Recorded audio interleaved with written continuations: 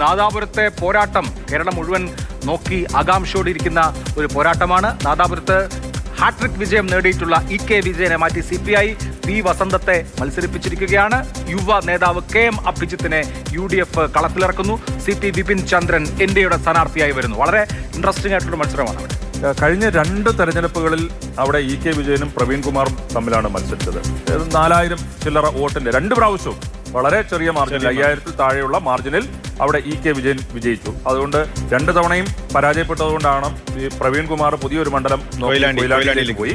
അവിടെ CPIയുടെ sitting MLA ആയിട്ടുള്ള ഇ.കെ. വിജയൻ മാറി പി. വസന്തം അവിടെ സ്ഥാനാർത്ഥിയായിട്ട് വരുന്നു. അപ്പോഴാണ് കോൺഗ്രസിന്റെ ഒരു യുവ നേതാവ് കഴിഞ്ഞ പ്രാവശ്യം കോഴിക്കോട് നോർത്തിൽ മത്സരിച്ച അഭിജിത്തിനെ അവിടെ സ്ഥാനാർത്ഥിയാക്കി ഇറങ്ങി. ഈ പുതിയ സ്ഥാനാർത്ഥി പരീക്ഷണം വിജയം കാണുമോ? നാദാപുരം UDF പിടിച്ചെടുക്കുമോ, അതോ കഴിഞ്ഞ തവണത്തേതുപോലെ LDF നിലനിർത്തുമോ? എന്താണ് നാദാപുരത്ത് സംഭവിക്കുന്നത്? കോറിന്റെ പ്രൊജക്ഷൻ ഇങ്ങനെയാണ്. നാദാപുരത്ത് മാറ്റം. KM Abhijith 48.72, P. വസന്തം 44.36, 4.36ന്റെ വ്യത്യാസം KM അഭിജിത്തിന്. സ്വാഭാവികമായിട്ട് നമുക്കറിയാം 50 വർഷമായിട്ട് ഇടതുപക്ഷത്തിന്റെ ഒരു കോട്ടയാണ് നാദാപുരം. എല്ലാ തെരഞ്ഞെടുപ്പിലും മത്സരം ഉണ്ടാവുമെങ്കിലും അവസാനം ആ സീറ്റ് LDF വിജയിച്ചു വരുന്ന സാഹചര്യമാണ്. ഇത്തവണ കുറെ കൂടി വളരെ ശക്തമായ മത്സരം, ഒരു യുവ സ്ഥാനാർത്ഥി മത്സരിക്കുന്ന ഒരു അഡ്വാൻറ്റേജ് സ്വാഭാവികമായിട്ട് അവിടെ അഭിജിത്തിന് കിട്ടുന്നുണ്ട്. മണ്ഡലത്തിൻ്റെ സ്വഭാവം ഒരു ഇടത് സ്വഭാവം ഉള്ളതാണ്. പി. വസന്തം അവിടെ ജയിച്ചാൽ മന്ത്രിയാണെന്നൊരു പ്രചരണം മണ്ഡലത്തിലുണ്ട്. അദ്ദേഹം അങ്ങനെ വളരെ ശക്തമായ മത്സരം, അവിടെ വളരെ ശക്തമായ മത്സരം. ലീഗ് അവരുടെ എല്ലാ മലബാർ മണ്ഡലങ്ങളും അങ്ങനെ അവർ ചെയ്യുന്നുണ്ട്. അപ്പോൾ അതിൻ്റെ ഒരു വോട്ടർമാരെ നമ്മൾ കണ്ടതിൽ നമ്മുടെ A കാറ്റഗറിയിൽപ്പെട്ട മണ്ഡലമായിരുന്നു. ഏകദേശം 700-ന് പുറത്ത് 20 പ്രദേശങ്ങളിൽ നിന്ന് നമ്മൾ 23 മുതൽ 30 വരെയും സാമ്പിളുകൾ ശേഖരിച്ച മണ്ഡലമാണ്. അപ്പോൾ അത്രയും വോട്ടർമാരെ കണ്ടതിൽ കൂടുതൽ പിന്തുണ, അല്ലെങ്കിൽ ജയിക്കാൻ ഏറ്റവും കൂടുതൽ ആഗ്രഹിക്കുന്ന ആളുകൾ പിന്തുണച്ചത് KM അഭിജിത്തിനെ. 48.72% ആളുകൾ അഭിജിത്തിനെ പിന്തുണച്ചു. എന്നാൽ വളരെ ശക്തമായ മത്സരം നടക്കുന്നു. നേരിയ പരമ്പരാഗത ഇടത് മണ്ഡലം കൂടി UDF പിടിച്ചെടുക്കുന്നെന്ന സൂചന. എന്ന് മാത്രമല്ല, വടകര പാർലമെന്റ് മണ്ഡലത്തിന് കീഴിലുള്ള മണ്ഡലങ്ങളിൽ ഇത്തവണ UDF ഈ ഒരു ഷിഫ്റ്റ് കാണുന്നുണ്ട്.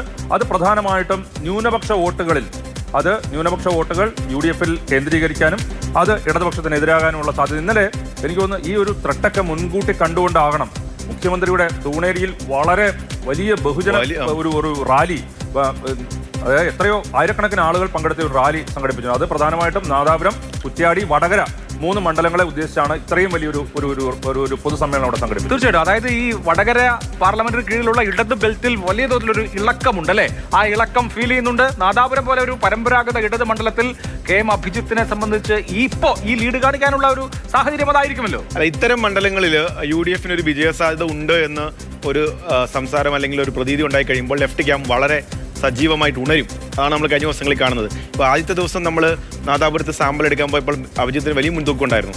എന്നാൽ അത് LDF അവിടെ പിറകിലാണ്, വസന്തം പിറകിലാണെന്ന് മാറുമ്പം അത് ഓരോ ദിവസം കഴിയുമ്പോൾ അതിനൊരു ഗ്രാജുവലി ഒരു മാറ്റം സംഭവിക്കുന്നത് നമുക്കറിയാം. അപ്പോൾ സ്വാഭാവികമായിട്ടും ആ മെഷീനറി ഉണരുന്നതിൻ്റെ ഒരു നമുക്ക് തിരിച്ചറിയാൻ പറ്റും. ഫീൽഡിൽ പോകുമ്പോൾ പറയുന്നുണ്ട് ഇന്നലെ പോയത് കൂട്ടല്ല, ഇന്ന് നമുക്ക് കിട്ടുന്ന സാമ്പിളുകൾ അത് കുറച്ചുകൂടി മുൻതൂക്കം ഉണ്ടാവുന്നുണ്ട്.